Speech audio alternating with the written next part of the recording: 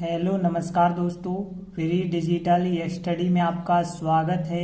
आप पढ़ रहे हैं कक्षा 12वीं एनसीईआरटी गणित, जिसमें आप अध्याय 1 संबंध एवं फलन पर आधारित विविध प्रश्नावली का देखते हैं 10वां क्वेश्चन।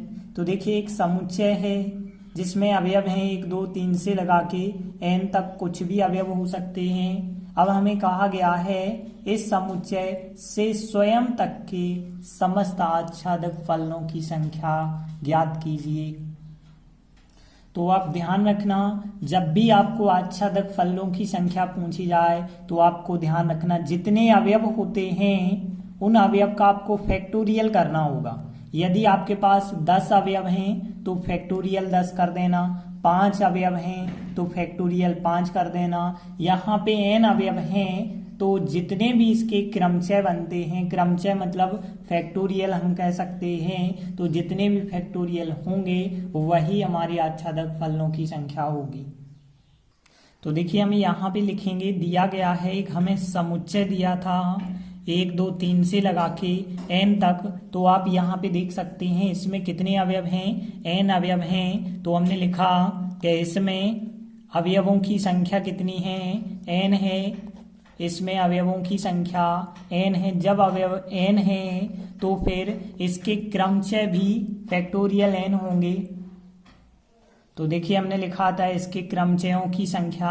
देखिए, अब n अवयव हैं और हमें कोई भी अवयव खाली भी नहीं छोड़ना है, तो npn आप लिख सकते थे और npn को हम फैक्टोरियल n कहते हैं। तो यहाँ पे जो क्रमचयों की संख्या हो जाएगी फैक्टोरियल n होगी, तो इसलिए जो आच्छादक फलनों की संख्या है वो भी हो जाएगी फैक्टोरियल n। तो इस प्रकार से आप लिखेंगे कि जो हमें समुच्चय दिया गया था इससे स्वयं तक के समस्त आच्छादक फलनों की संख्या फैक्टोरियल n हो जाएगी, यही हमारा आंसर होगा। तो देखिए, इस प्रकार से सवाल पूछा जाएगा, यहाँ n तक कहा है, कहा जाएगा 10 तक अवयव हैं तो आप फैक्टोरियल 10 आंसर बताएंगे। एक विकल्पीय सवाल है, 5 तक कहा जाए तो फैक्टोरियल 5 बताएंगे आंसर। देखते हैं अगला 11वां प्रश्न है। मान लीजिए S कोई समुच्चय हो जिसमें ABC अवयव हैं और T कोई समुच्चय है जिसमें 1 2 3 अवयव हैं। S से T तक के लिए फलन f बनाया गया है, एक बार यह फलन बनाया गया है, एक बार यह फलन बनाया गया है। तो इस f के लिए f इनवर्स ज्ञात करना है और इस f के लिए भी हमें f इनवर्स ज्ञात करना है। तो देखिए, प्रतिलोम कैसे ज्ञात किया जाता है f इनवर्स, ऐसा हमने उदाहरण 28वां आपको पढ़ाया था। तो बिल्कुल उसी जैसा ये सवाल दिया गया है, 2 सवाल एक साथ दे दिए गए हैं। तो देखिए, सबसे पहले हम पहला सवाल करेंगे। तो पहले सवाल को करने से पहले जो हमें दिया गया है लिखेंगे। तो देखिए, हमें दिया गया है S कोई समुच्चय है, ABC समुच्चय है तथा T कोई एक समुच्चय दिया गया है। T कौन सा है, 1 2 3 अवयव हैं और कोई जो फलन f बना है वो फलन f S से T पर बना है। देखिए, कहा गया था S से T पर कोई फलन बना है और उस फलन के अंतर्गत आपको कौन कौन से अवयव मिल रहे हैं, A3 मिला है और फिर B 2 मिला है और फिर C 1 मिला है। अब आप जो है इस आधार पे बताइए कि इस f का प्रतिलोम क्या निकलेगा। तो देखिए, सबसे पहली चीज आपको देखना है कि जो फलन दिया गया है क्या वो एकैकी और आच्छादक है या नहीं। यदि एकैकी आच्छादक होता है तभी उसका प्रतिलोम निकल सकता है। यदि हम बात करें, फलन f जो है S से T पर दिया गया है और S समुच्चय है ABC और जो T समुच्चय है वो है 1 2 3। A का प्रतिबिंब 3 से बना है, A का प्रतिबिंब 3 से और B का प्रतिबिंब 2 से, C का प्रतिबिंब 1 से।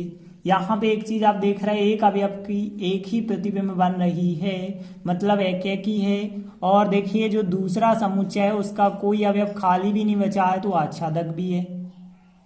तो देखिए, हम यहाँ पे लिखेंगे कि A का प्रतिबिंब 3 है, मतलब f यदि A रखते हो तो 3 मिलता है आंसर। यदि आप B रखते हो तो आपके लिए 2 आंसर मिलता है और यदि आप जो है C रखते हैं तो यहाँ पे FC का मान कितना मिलता है, 1। तो इससे कौन सी बात स्पष्ट होती है कि फलन एकैकी और आच्छादक है।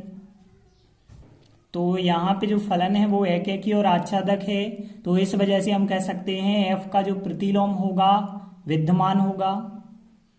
तो देखिए लिखा है एफ इनवर्स जो है विद्यमान होगा, और एफ इनवर्स का जो मान होगा वो क्या होगा, देखिए एफ इनवर्स का मान पूछा गया था।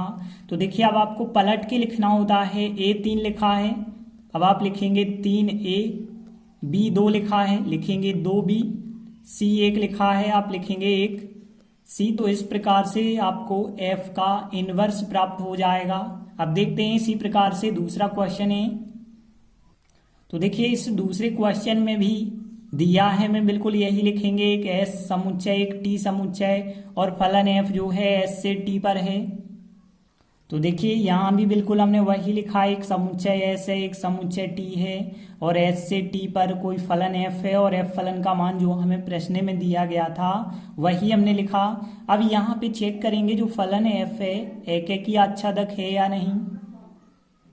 तो देखिए हम यहाँ पे हम देखते हैं कि एक फलन एफ एस से टी पर है, ए का प्रतिबिंब 2 से है, बी का प्रतिबिंब 1 से है और सी का प्रतिबिंब भी 1 से है। यहाँ पे आप देख रहे हैं 2 अवयवों का एक प्रतिबिंब है, मतलब एकेकी तो नहीं है। तो देखिए बिल्कुल आप यहाँ पे यही बात लिखेंगे कि एकेकी नहीं है और आच्छादक भी नहीं है यहाँ पे, लेकिन आच्छादक से हमें कोई मतलब नहीं है, क्योंकि यदि एकेकी नहीं है तो आच्छादक फिर करने या ना करने की कोई आवश्यकता ही नहीं है। तो यहाँ पे हम लिखेंगे कि यहाँ पर देख सकते हैं आप ए का मान तो 2 है, बी और सी का मान जो है 1 है, तो हम लिखेंगे यहाँ पे एफ बी का जो मान है वो 1 है तथा एफ सी का मान जो है वो भी 1 है। तो आप देख सकते हैं बी का मान 1 है और सी का मान 1 है, जबकि आपको पता है कि जो बी और सी अवयव हैं वो बराबर भी नहीं है, तो बी और सी बराबर भी नहीं होते हैं, अतः फलन एफ एकेकी नहीं होगा।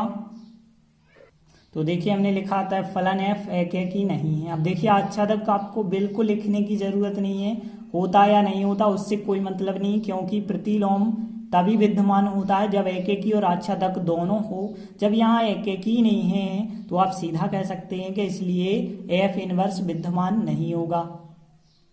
तो देखिए हमने लिखा आता है एफ इनवर्स जो है विद्यमान नहीं होगा, मतलब एफ का प्रतिलोम नहीं निकल सकता है। तो इस प्रकार से हमने 2 महत्वपूर्ण सवाल देखे। आगे की वीडियो में आगे की सवाल करेंगे। धन्यवाद।